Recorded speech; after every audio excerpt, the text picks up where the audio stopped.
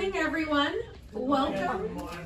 Good morning. Welcome to the Total Memory Workout with Rebecca Osgood from the Memory Disorder Clinic at Health First. I'll turn it over to Rebecca. Give her a warm round of applause.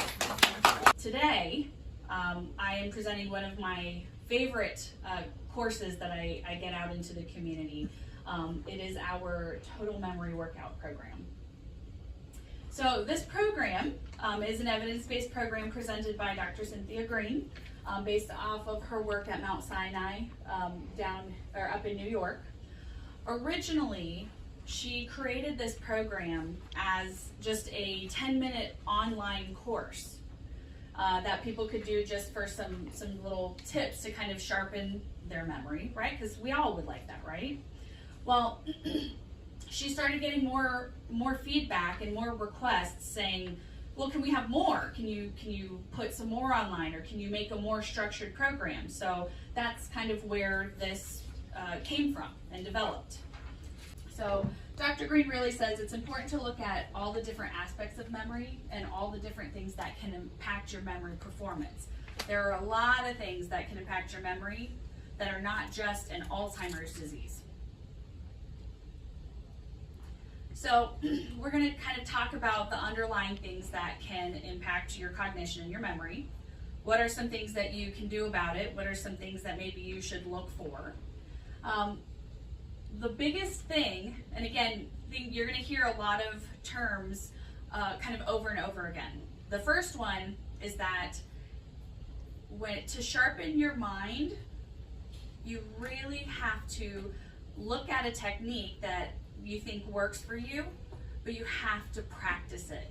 It takes effort and it takes time. If perhaps you can walk a little bit more than maybe you're used to a couple times a week, research has shown, and actually just came out from the Alzheimer's Association conference, walking can make a significant impact on your cognition.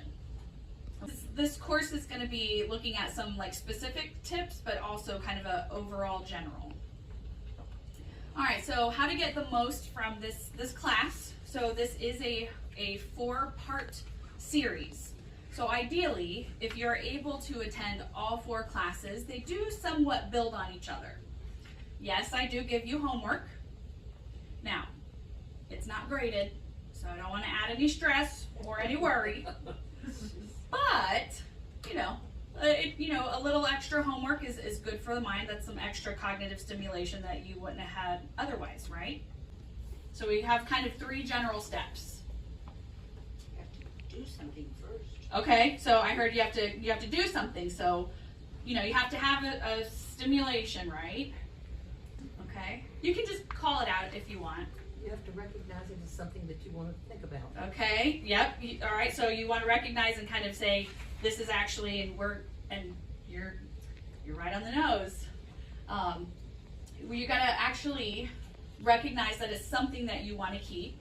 So you have to encode it or inquire it, right? So you have your acquisition. So you actually have to, that thing that happened, you actually have to get it in first. And next week, when we talk about some of the things that can affect your memory, we talk about the importance of making sure that you are correcting any hearing and vision loss. Because if you don't hear something all the way, how are you supposed to get it back out? It needs to come in, and we have to store it somewhere. Our brain has to encode it, whether it's in the working memory, the short term, or the long term. And hint, hint, I may have just given some answers in the upcoming question. And then retrieval is kind of the 3rd step. We have to be able to pull it back out, right? Look at this number. Oh, where's my little, I guess it doesn't show up on. All right, 7394. Okay, so 7394.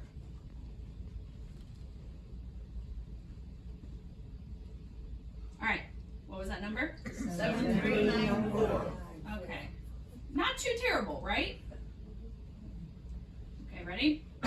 1945831. 1945831.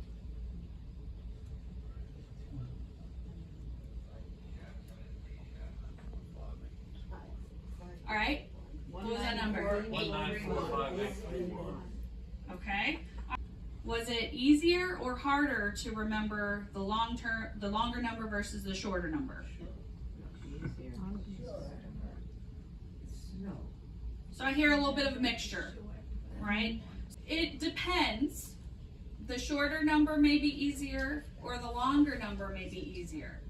And that really depends on how you decide to look at it and how you remember it. A lot of people before, the shorter number was easier just because it's less digits, right? The longer number becomes easier. Do you want to share how you remembered? The whole thing, Yeah. 1945 was easy. Uh-huh. 1801 was a little bit harder. All right. And how did you remember? 1945, Uh-huh. because it has meaning in my mind. I graduated from high school. Okay. So we chunked it into a year. Distraction is one of the main reasons that we forget. And it's not because we just have a poor memory. It's because we are not, again, giving the attention to the stimulus that we're trying to remember. So if we have something going on, if somebody's having a side conversation down the hall, or if there's a television on or a radio, it may be hard to focus on what you're talking about. All right, what does the sentence say?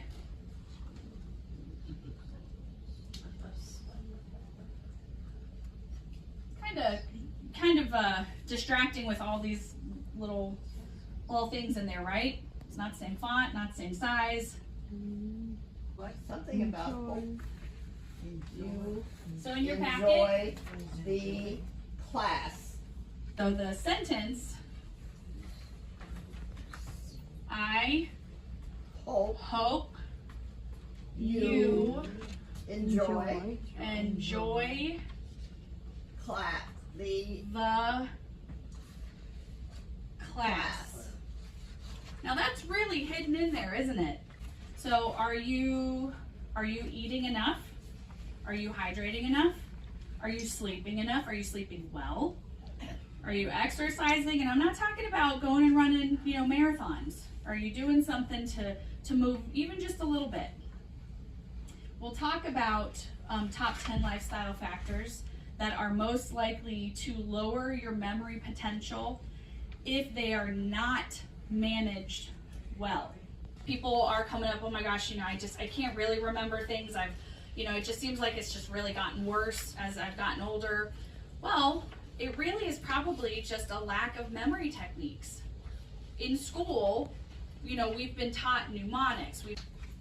All right, so this is just an example. And again, I think a lot of this stuff you'll be like, well, this is common sense. Well, it is, but we've got so much going on today that I do think, and I see it, if we slow down in our day-to-day and not try to multitask or try to have such a mental load, if we focus on one thing or another at a time, not saying, forget your bills and forget all the responsibilities, but if you can just make yourself kind of focus on one thing at a time, you're going to be more successful with remembering the information that you want to. Doing something stressful, which we can't avoid all things stressful, but if you're doing something that you don't necessarily have to do that causes you stress, well, I would say, all right, let's look at something else. Let's look at an alternative. Does that make sense? If it stresses you out, don't do it. We can't avoid all the kinds of stress, but if there's a different way to approach it, have somebody else help us with it to reduce the stress, it's going to be better for your brain and your body. Okay? So, again, just kind of going over the principle A for attention. So, again, repetitive. You really need to pay attention. Dr. Green really wants you to know that you need to pay attention. Even if you have to slow down and you have to really isolate yourself to really look at what you're trying to remember, pay attention. I know it sounds simple, and it kind of is. And increase our attention, and then make the effort. And I will say, again, everybody's different, but some people, it may be more difficult to focus and to pay attention. And so some people, it may really require more effort to have to sit and focus. How does playing chess fit with what you're saying? Oh, that's excellent, because that is cognitive stimulation and that's socialization as well. So you want to get those two pieces. Anytime you can do something that's challenging your brain. Now, if you can play chess in your sleep, maybe you want to look at seeing if you can play a different version. When we say, when you do something, when you do an activity, you want it to be challenging. Not so challenging that it frustrates you and you want to give up. But if it's something that you can do in your sleep, maybe look at changing up what you do and try something new. So also talking about meaning. So what was the AM principle? The what principle? The Attention. AM principle, attention and meaning. So we talked about attention. Really, meaning is also just another opportunity for you to repeat it because you're associating it with something that you know, whether it's a number or whether it's a memory, it's something that is close to you. It doesn't even have to be necessarily something personal, but you know what a month, a year, and a day is.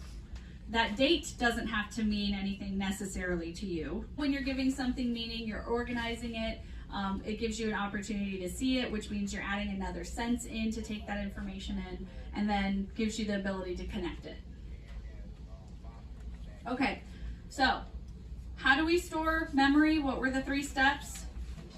We have acquisition. You have to bring it in.